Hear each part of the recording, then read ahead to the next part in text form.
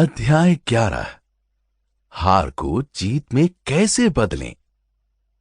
सामाजिक कार्यकर्ता और दूसरे लोग जो गरीब इलाकों या झुग्गी बस्तियों में काम करते हैं, उनका कहना है कि इन दयनीय लोगों की उम्र, धार्मिक आस्था, शिक्षा और पृष्ठभूमियां अलग अलग होती हैं। इनमें से कई नागरिक आश्चर्यजनक रूप से युवा होते हैं, कई बूढ़े होते हैं, कुछ कॉलेज ग्रेजुएट होते हैं, कुछ बिल्कुल अशिक्षित होते हैं, कई शादीशुदा होते हैं, कई कुंवारे होते हैं।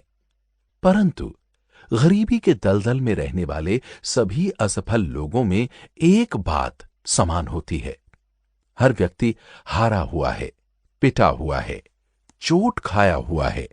हर एक ने जीवन में ऐसी समस्याओं को झेला है जिनके आगे वो घुटने टेक चुका है।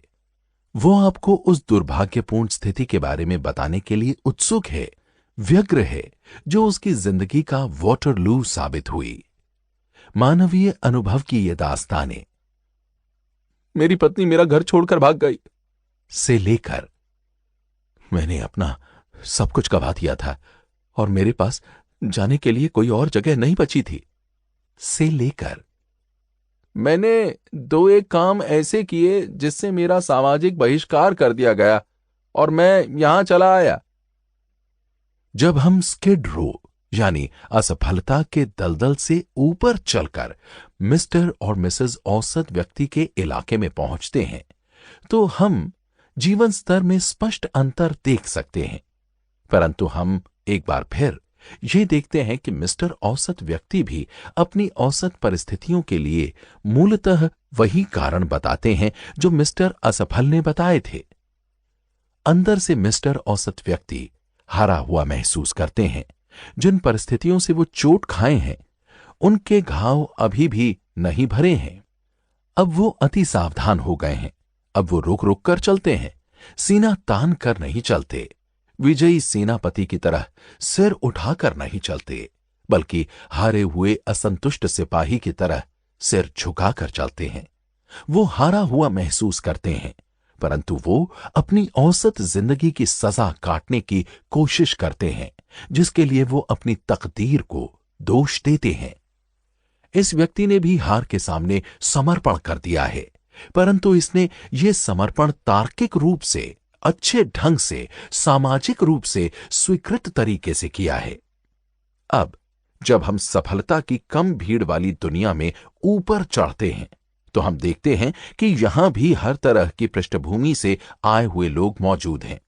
कॉरपोरेट एग्जीक्यूटिव्स हों या प्रसिद्ध मंत्री या सरकारी अधिकारी, हर क्षेत्र के चोटी के लोगों को देखने पर हम पाते हैं कि ये लोग गरीब घरों, अमीर घरों, बिखरे हुए परिवारों, मजदूर परिवारों, खेतीहर घरों और झोपड़ियों से, यानी हर पृष्ठभूमि से आए हैं। समाज का नेतृत्व करने वाले ये लोग हर उस कठिन परिस्थिति को झेल चुके हैं जिसकी कल्पना हम कर सकते हैं। हर मामले में मिस्टर असफल, मिस्टर औसत और मिस्टर सफल में समानता हो सकती है। उम्र, बुद्धि, पृष्ठभूमि, राष्ट्रीयता या कोई और चीज जो आपके दिमाग में आए, इन सभी बातों में इन लोगों में कोई अंतर नहीं होता, परंतु इनमें एक बड़ा फर्क होता है। उन लोगों का हार के बारे में नजरिया अलग अलग होता है। जब मिस्टर असफल गिर जाते हैं तो वो दोबारा नहीं उठ पाते, वो वहीं पड़े रहते हैं, कराहते हुए, अपनी चोट को सहलाते हुए। मिस्टर औसत अपने घुटनों के बल बैठ जाते हैं और रेंगने लगते हैं, और जब वो थोड़ी दूर पहुंच जाते हैं तो फिर उठकर दूसरी दिशा में दौड़ लगा देते हैं ताकि वो दोबारा न गिरें। परंतु मिस्टर सफल जब गिरते हैं तो उनकी प्रतिक्रिया भिन्न होती है। वो तत्काल उठ खड़े होते हैं, सबक सीखते हैं, गिरने की बात भूल जाते हैं और ऊपर की तरफ बढ़ने लगते हैं। मेरा एक करीबी दोस्त बहुत ही सफल मैनेजमेंट सलाहकार है। जब आप उसके ऑफिस में कदम रखते हैं तो आपको सचमुच ऐसा लगता है जैसे आप किसी पॉश इलाके में आ गए हैं। फर्नीचर इतना शानदार होता है, गलीचे इतने आलीशान, ग्राहक इतने महत्वपूर्ण और माहौल इतना व्यस्त है कि आप पहली ही नजर में यह अनुमान लगा सकते हैं कि उसकी कंपनी बहुत सफल और समृद्ध होगी। कोई आलोचक ये कह सकता है कि इस तरह का माहौल चालाक व्यक्ति आसानी से बना सकता है, परंतु आलोचक गलत है। इस तरह का माहौल चालाक व्यक्ति ने नहीं बनाया। ये माहौल किसी प्रतिभाशाली या अमीर या खुशकिस्मत व्यक्ति ने भी नहीं बनाया। ये माहौल सिर्फ शब्द के प्रयोग में मुझे संकोच होता है, क्योंकि सिर्फ का मतलब आपको बहुत थोड़ा लग सकता है। एक लगनशील व्यक्ति ने बनाया है, जिसने कभी यह नहीं सोचा कि वो हार गया। इस समृद्ध और प्रतिष्ठित कंपनी के पीछे उस व्यक्ति की कहानी है जिसने ऊपर आने के लिए संघर्ष किया। बिजनेस के शुरुआती 6 महीनों में ही उसने अपनी 10 साल की बचत गंवा दी। वो कई महीनों तक अपने ऑफिस में ही रहा, क्योंकि उसके पास किराए के घर के लिए पैसे नहीं थे। उसने कई अच्छी नौकरियों का प्रस्ताव ठुकरा दिया, क्योंकि वो चाहता था कि वो अपने लक्ष्य को हासिल कर सके। जितनी बार उसके संभावित ग्राहकों ने उसे हां कहा, उससे 100 गुना ज्यादा लोगों ने ना कहा। सफल होने के लिए उसने 7 साल तक कड़ी मेहनत की, परंतु मैंने इस दौरान एक बार भी उसके मुंह से शिकायत नहीं सुनी। वो कहता था, डेव, मैं सीख रहा हूं। इस बिजनेस में काफी प्रतियोगिता है, और चूंकि ये अप्रत्यक्ष बिजनेस है, इसलिए इसे बेचना मुश्किल है, परंतु मैं अब सीख रहा हूं। और उसने इसे सीख ही लिया। एक बार मैंने अपने दोस्त से कहा कि इस अनुभव से उसकी काफी ऊर्जा बाहर निकल जाती होगी, परंतु उसका जवाब था, नहीं, ये मेरे अंदर से कुछ निकाल नहीं रहा है, बल्कि मेरे अंदर कुछ भर रहा है। Who is who in America में लोगों की जीवनियां पढ़ें, और आप पाएंगे कि जो लोग बहुत सफल हुए हैं, उन्हें कई बार असफलता झेलनी पड़ी है। सफल लोगों के इस अभिजात्य समूह ने विरोध सहन किया, लोगों के ताने सहे, राह में बाधाएं और तकलीफें झेली, असफलताओं का दौर झेला, व्यक्तिगत दुर्भाग्य सहा। महान लोगों की जीवनियां पढ़ें, और आप यहां भी पाएंगे कि ये सभी लोग किसी न किसी मोड़ पर अपनी असफलताओं के सामने घुटने टेक सकते थे। या इसके बजाय ऐसा करें, अपनी कंपनी के प्रेसिडेंट की पृष्ठभूमि जानें, या अपने शहर के मेयर की, या किसी ऐसे व्यक्ति को चुन लें जिसे आप सचमुच सफल मानते हो। जब आप गहराई में जाएंगे तो आप पाएंगे कि इस व्यक्ति ने बहुत बड़ी असली बाधाएं पार की हैं, और तब जाकर वो सफल हुआ है। बिना विरोध, मुश्किलों और असफलताओं के बड़ी सफलता हासिल करना संभव नहीं है, परंतु यह संभव है कि आप इन सफलताओं को आगे बढ़ने की प्रेरणा बना लें। आइए देखें कि ऐसा किस तरह किया जा सकता है। मैंने व्यावसायिक एयरलाइनों के आंकड़े देखे, जिनके मुताबिक लगभग 10 बिलियन मील की उड़ान में केवल एक दुर्घटना होती है। हवाई यात्रा आजकल बहुत ज्यादा सुरक्षित है।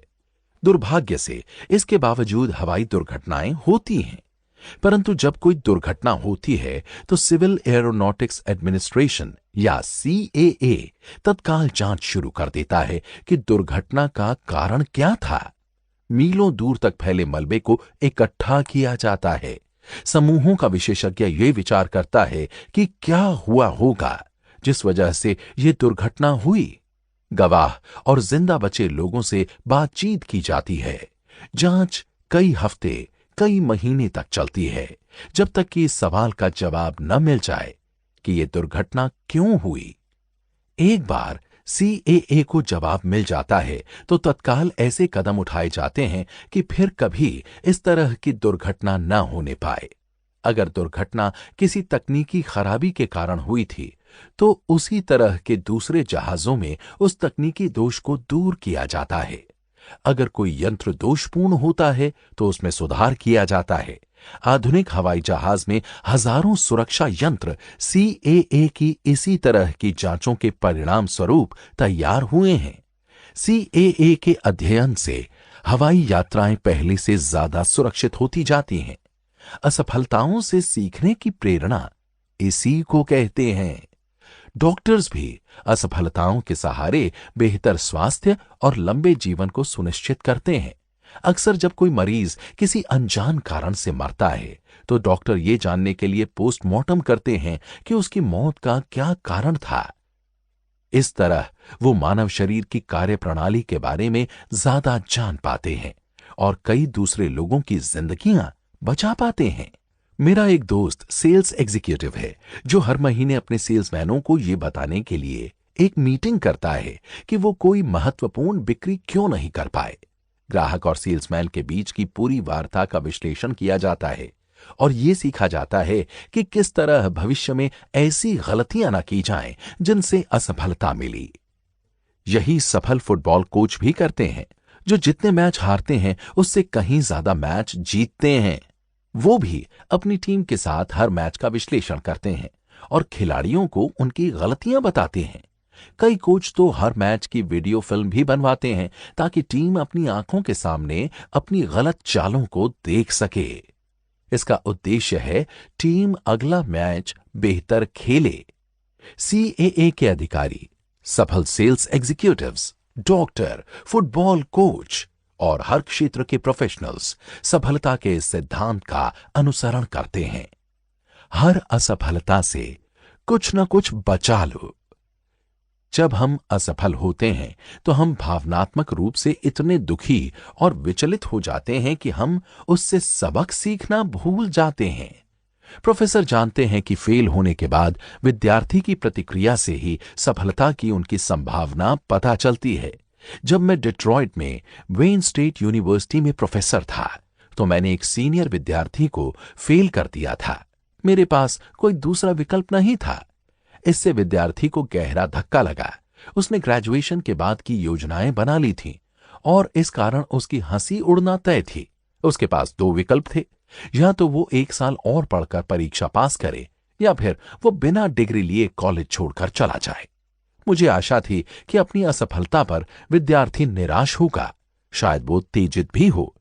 जब मैंने उसे समझाया कि वो असफल क्यों हुआ था तो उसने ये माना कि उसने इस बार ठीक से पढ़ाई नहीं की थी।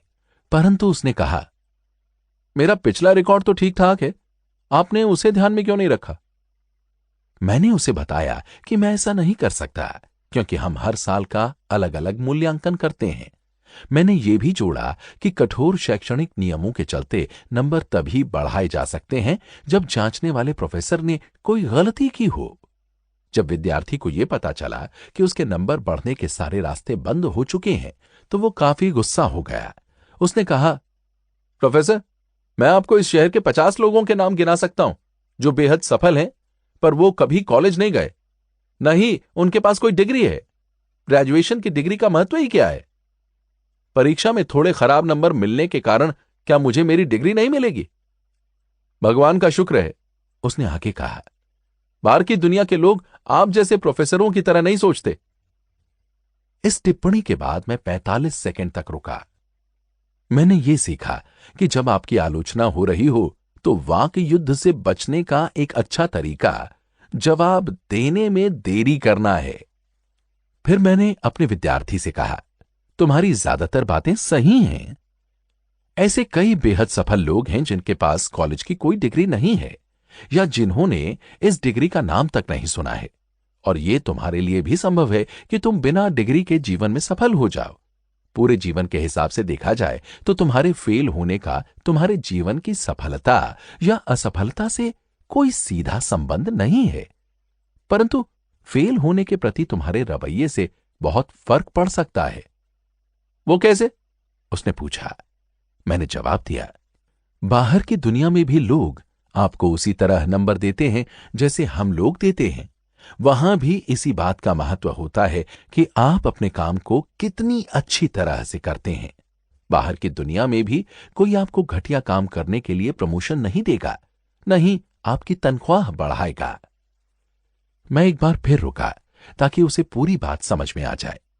फिर मैंने कहा, क्या मैं एक सुझाव दूं? अभी तुम बहुत निराश हो, मैं समझ सकता हूं कि तुम्हें कैसा लग रहा होगा, और अगर इस बात पर तुम उत्तेजित हुए हो तो मैंने उसका बिल्कुल भी बुरा नहीं माना है। मैं चाहता हूं कि तुम इस अनुभव को सकारात्मक तरीके से लो। यह तुम्हें एक बहुत महत्वपूर्ण सबक सिखा सकता है। अगर आप अच्छा काम नहीं करेंगे तो आप वहां नहीं पहुंच पाएंगे जहां आप पहुंचना चाहते हैं। इस सबक को सीख लो और आज से 5 साल बाद जाकर तुम्हें ये एहसास होगा कि ये तुम्हारे द्वारा सीखी गई जीवन की सबसे बहुमूल्य शिक्षाओं में से एक है। मैं ये जानकर खुश हुआ कि कुछ ही दिनों बाद उस विद्यार्थी ने एक बार फिर कॉलेज में एडमिशन ले लिया। इस बार वो बहुत ही अच्छे नंबरों से पास हुआ। इसके बाद वो खास तौर पर मुझसे मिलने आया और उसने मुझे बताया कि हमारी पहले वाली मुलाकात ने उस पर गहरा असर डाला था और उसने उस चर्चा से बहुत कुछ सीखा था। आपके कोर्स में फेल हो जाने से मैंने बहुत कुछ सीखा, उसने कहा। यह अजीब लगेगा प्रोफेसर, परंतु अब मैं खुश हूं कि मैं पहली बार में पास नहीं हुआ। हम हार को जीत में बदल सकते हैं। सबक सीखो, उसे अपने जीवन में उतारो, पराजय की तरफ पीछे मुड़कर देखो और मुस्कुराओ। फिल्मों के शौकीन लोग महान अभिनेता बैरीमोर को कभी नहीं भूल पाएंगे। 1936 में बैरीमोर के नितंब में फ्रैक्चर हो गया था। यह फ्रैक्चर कभी ठीक नहीं हो पाया। कई लोगों को लगा कि मिस्टर बैरीमोर की जिंदगी खत्म हो गई, परंतु नहीं, मिस्टर बैरीमोर को ऐसा नहीं लगा। उन्होंने इस बाधा को दूर करके अपने अभिनय की सफलता से भी बड़ी सफलता का रास्ता बना लिया।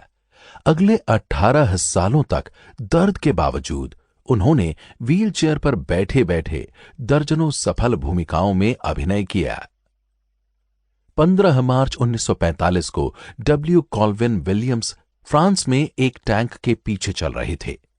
टैंक एक बारूदी सुरंग से टकराया, उसमें विस्फोट हुआ और मिस्टर विलियम्स हमेशा के लिए अंधे हो गए।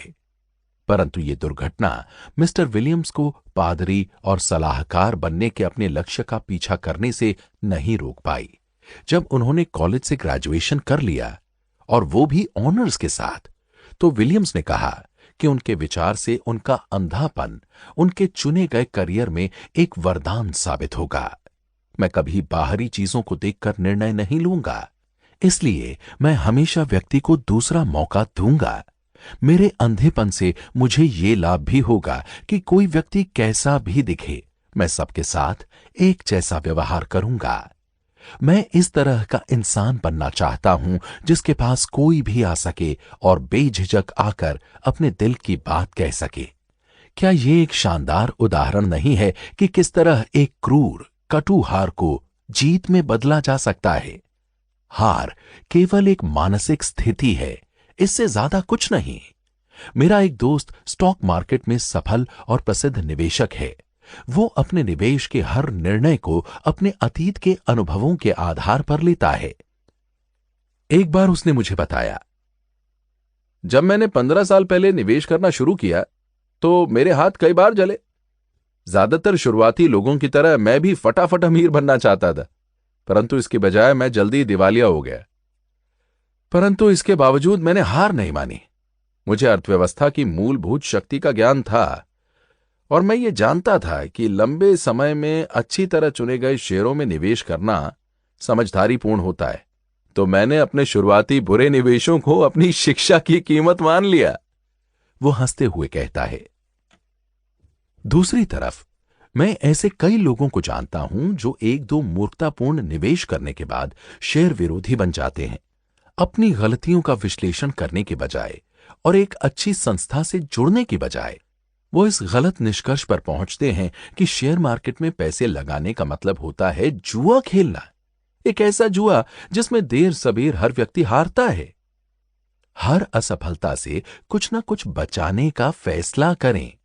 अगली बार जब नौकरी या घर में कोई गड़बड़ हो तो शांत हो जाएं और ये पता लगाएं कि गड़बड़ कहां शुरू हुई थी। इससे आप उसी गलती को दोबारा करने से बच सकते हैं। अगर हम कुछ सीखें तो असफल होना भी फायदेमंद साबित हो सकता है। हम इंसान भी अजीब होते हैं। अपनी सफलताओं का श्रेय तो हम पूरा लेना चाहते हैं। जब हम जीतते हैं तो हम पूरी दुनिया को इस बारे में बताना चाहते हैं। यह स्वाभाविक है कि हम लोगों के मुंह से यह सुनना चाहें, यही वो व्यक्ति है जिसने इतना बड़ा काम किया। परंतु अपनी असफलता का श्रेय व्यक्ति तत्काल किसी दूसरे के मत्थे मढ़ देता है। जब सामान नहीं बिकता तो सेल्समैन ग्राहकों को दोष देते हैं। अफसरों के लिए यह स्वाभाविक है कि वो गलत काम होने पर कर्मचारियों या दूसरे अफसरों को दोष दें। घरेलू लड़ाइयों और समस्याओं के लिए पति अपनी पत्नियों को दोष देते हैं और पत्नियां अपने पतियों को। यह तो सच है कि इस जटिल संसार में दूसरे लोग हमें धक्का मारकर गिरा सकते हैं, परंतु यह भी सच है कि ज्यादातर हम खुद ही अपने आप को गिराते हैं। हम अपनी व्यक्तिगत कमियों व गलतियों के कारण हारते हैं।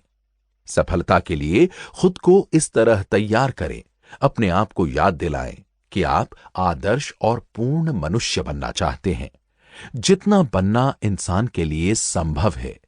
अपने आप को एक टेस्ट ट्यूब में रखकर निष्पक्ष दृष्टि से खुद का और अपनी स्थिति का मूल्यांकन करें। यह देखें कि क्या आप में कोई ऐसी कमजोरी है जिसके बारे में आप जानते न हों। अगर आप में ऐसी कमजोरी है तो उसे सुधारने के लिए कदम उठाएं। कई लोग खुद को देखने के इतने आदी हो जाते हैं कि वो सुधार की संभावना देखने में असफल हो जाते हैं। महान metropolitan opera star Rise Stevens ने रीडर्स डाइजेस्ट जुलाई 1955 में कहा कि उसे सबसे अच्छी सलाह अपने जीवन के सबसे दुखद क्षण में मिली। अपने करियर की शुरुआत में miss Stevens Metropolitan Opera auditions of the year में असफल हो गईं। हारने के बाद मिस स्टीवंस कड़वाहट से भरी हुई थी। मैं ये सुनना चाहती थी, उसने कहा, कि मेरी आवाज वास्तव में दूसरी लड़की से सचमुच बेहतर थी, कि निर्णायकों का फैसला गलत था, कि मैं इसलिए नहीं जीत पाई क्योंकि मेरे पास सही जुगाड़ नहीं थी। परंतु मिस स्टीवंस की टीचर ने उसे कोई झूठी सांत्वना नहीं दी। इसके बजाय उन्होंने मिस स्टीवंस से कहा, देखो बेटा, अपनी गलतियों का सामना करने की हिम्मत जुटाओ।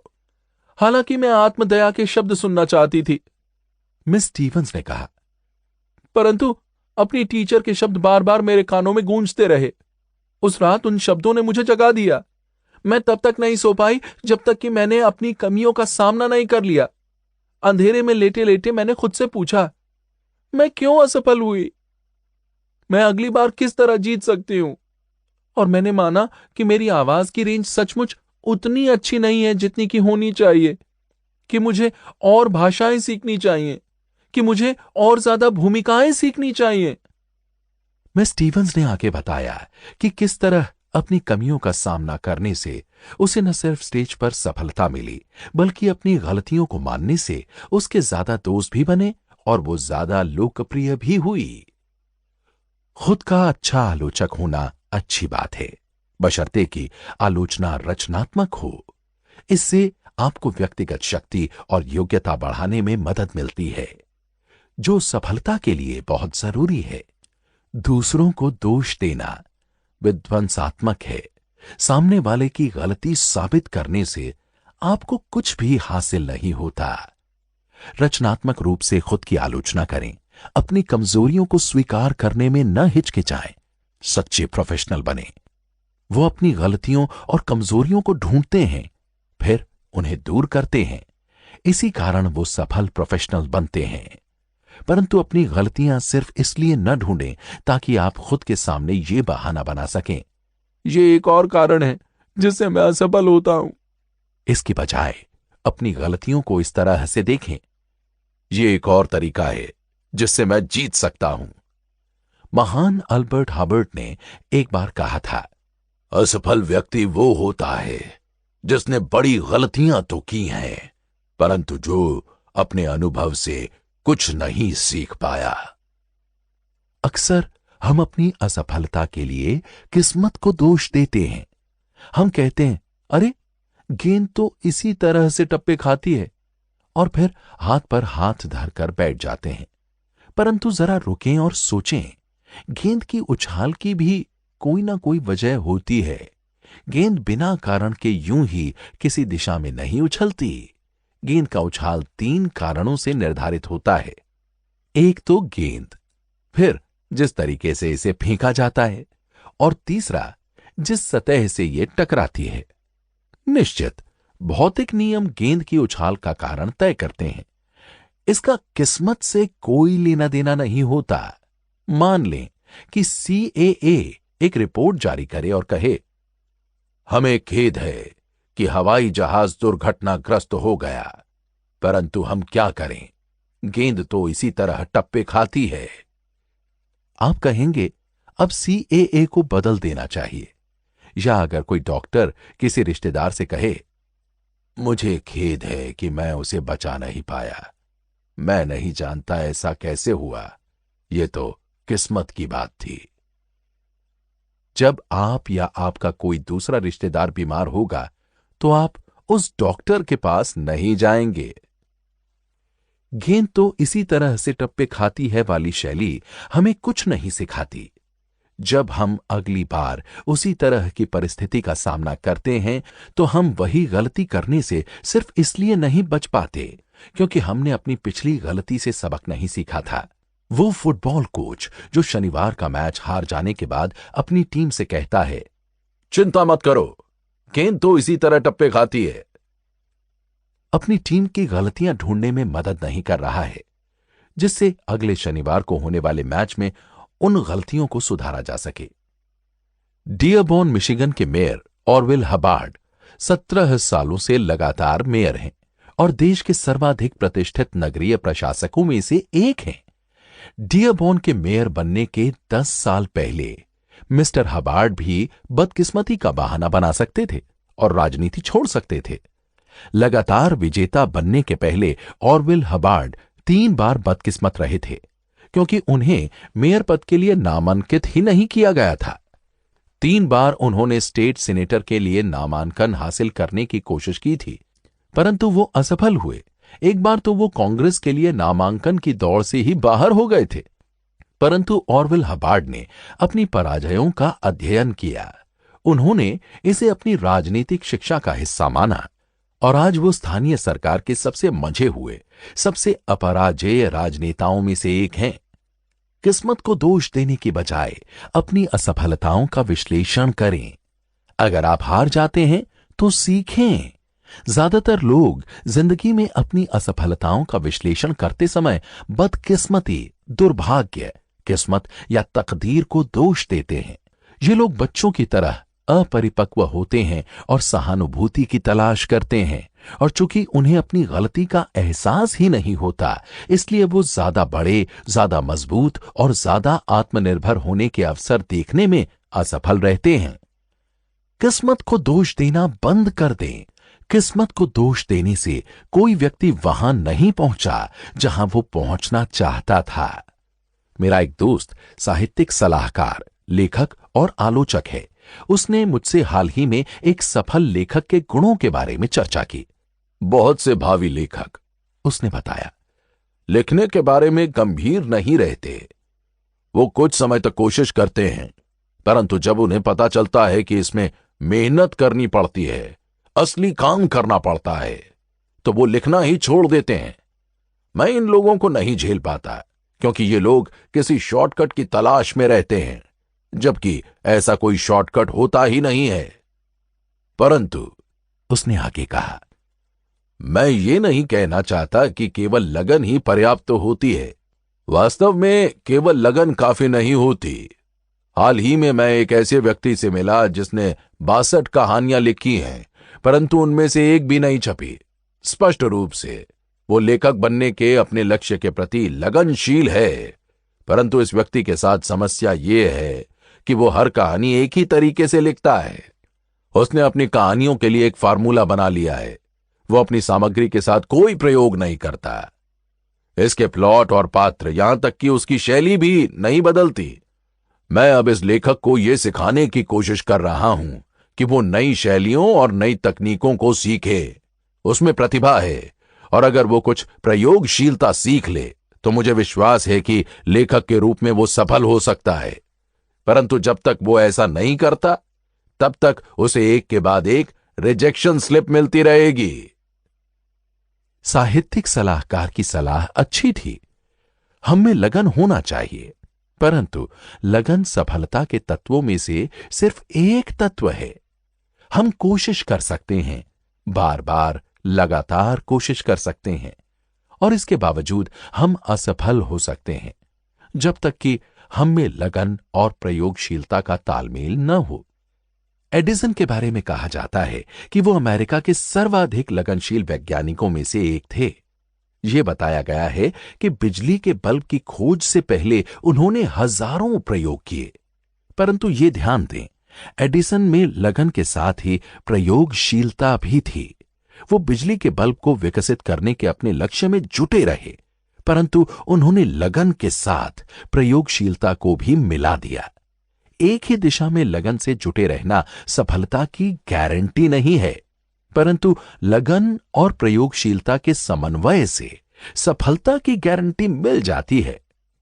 मैंने हाल ही में तेल खोजने की प्रक्रिया के बारे में एक लेख पढ़ा। इसमें लिखा था कि तेल का कुआं खोदने से पहले तेल कंपनियां चट्टानों का सर्वे करती हैं, परंतु उनके वैज्ञानिक विश्लेषण के बाद भी 8 में से 7 कुएं सूखे निकलते हैं।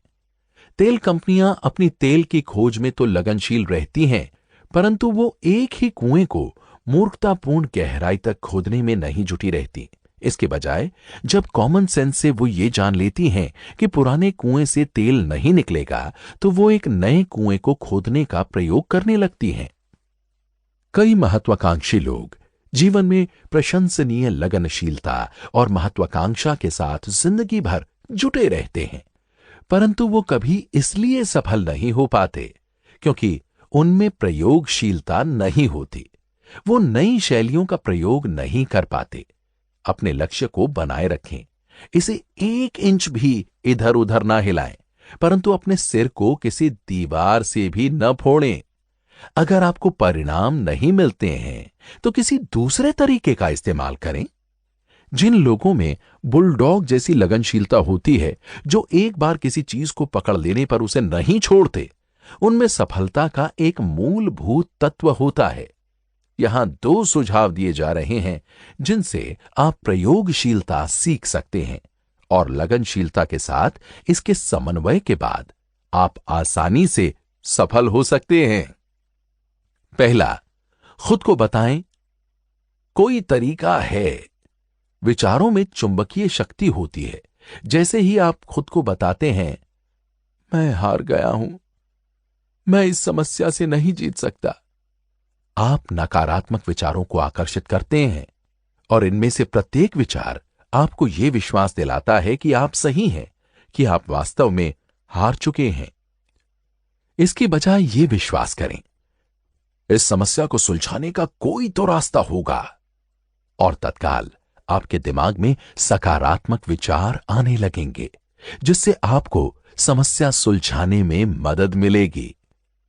कोई ना कोई तरीका तो है। यह सोचना, यह विचार करना सचमुच महत्वपूर्ण है। विवाह परामर्शदाता भी विवाह को नहीं बचा सकते जब तक कि एक या दोनों जीवन साथी ये न सोचें कि एक बार फिर साथ रहना संभव है। मनोवैज्ञानिक और सामाजिक कार्यकर्ता कहते हैं कि कोई शराबी तब तक शराबी ही बना रहेगा जब तक कि उसे यह यकीन न हो जाए कि वो शराब की लत को छोड़ सकता है। इस साल हजारों नई कंपनियां बनेंगी। 5 साल बाद इनमें से बहुत कम कंपनियां ही बची रह पाएंगी। असफल होने वाली ज्यादातर कंपनियां यही कहेंगी, प्रतियोगिता बहुत ज्यादा थी, हमारे पास छोड़ देने के सिवाय कोई विकल्प नहीं था। असली समस्या यह है कि जब ज्यादातर लोगों के सामने मुश्किलें या बाधाएं आती हैं, तो वो केवल पराजय के बारे में ही सोचते हैं और इसी कारण वो हार जाते हैं। जब आप मानते हैं कि कोई ना कोई तरीका तो होगा, तो आप अपने आप नकारात्मक ऊर्जा, चलिए हम छोड़ देते हैं, हम हार मान लेते हैं, को सकारात्मक ऊर्जा, यानी हमें आगे बढ़ना चाहिए, हमें जुटे रहना चाहिए, में बदल लेते हैं। कोई भी समस्या या मुश्किल तभी तक पहाड़ जैसी लगेगी जब तक आप उसे पहाड़ जैसा समझेंगे। अगर आप मानते हैं कि ये नहीं सुलझ सकती, तो यह सचमुच नहीं सुलझेगी। यह विश्वास रखें कि यह सुलझ सकती है, और इसके बाद आपके मन में इसके समाधान अपने आप आने लगेंगे।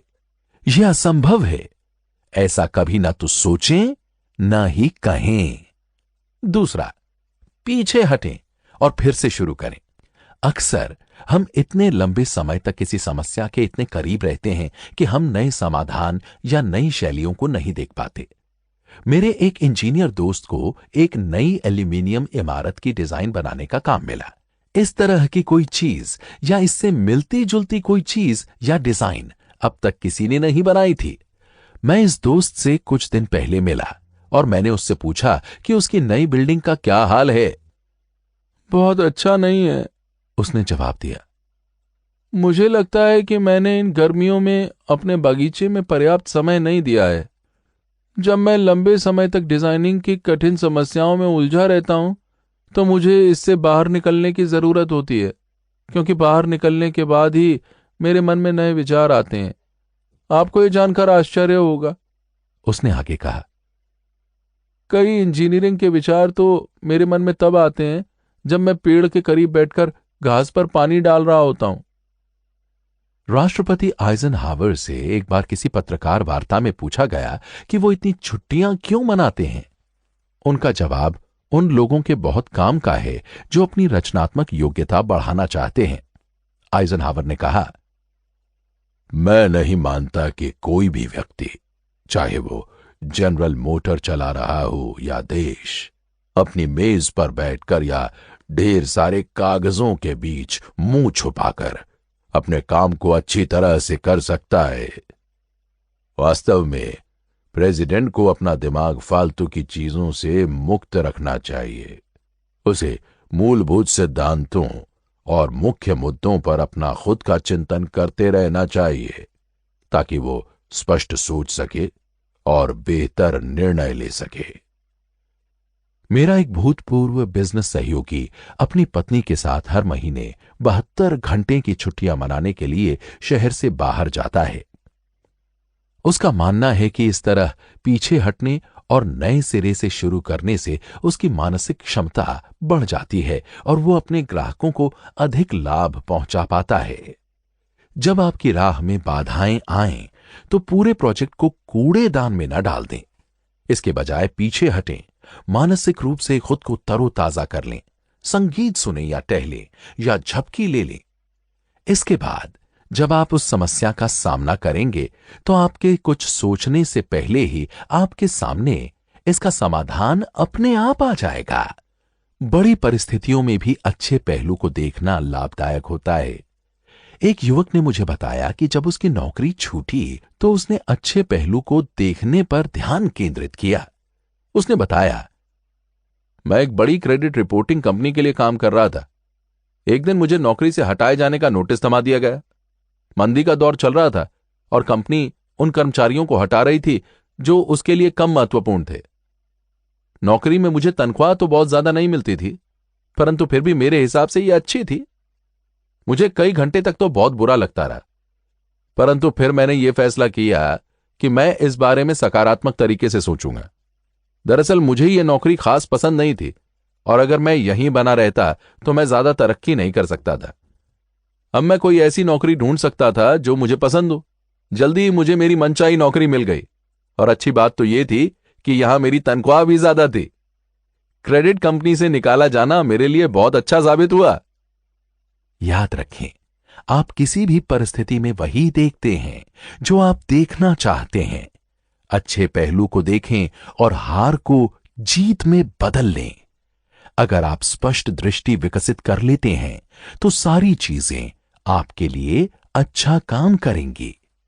संक्षेप में, सफलता और असफलता में फर्क इस बात का होता है कि असफलता बाधा, निराशाजनक स्थितियों और हतोत्साहित करने वाली बातों के प्रति आपका रवैया क्या है। हार को जीत में बदलने के लिए ये 5 सिद्धांत काम में लाएं। पहला सिद्धांत, असफलता का अध्ययन करें ताकि आप सफलता की राह पर आगे बढ़ सकें। जब आप हारें, तो उस हार से सबक सीखें और फिर अगली बार जीतने की तैयारी करें। दूसरा, अपने खुद के रचनात्मक आलोचक बनने का साहस रखें।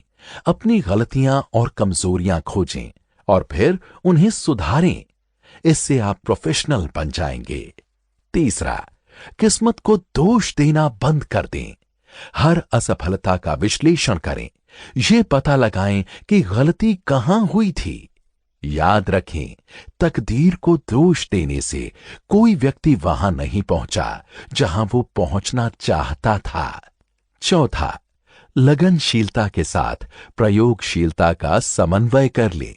अपने लक्ष्य को बनाए रखें, परंतु पत्थर की दीवार से अपना सिर न टकराते रहें। नई शैलियों का प्रयोग करें, प्रयोगशील बने। 5वां, याद रखें, हर स्थिति का एक अच्छा पहलू होता है।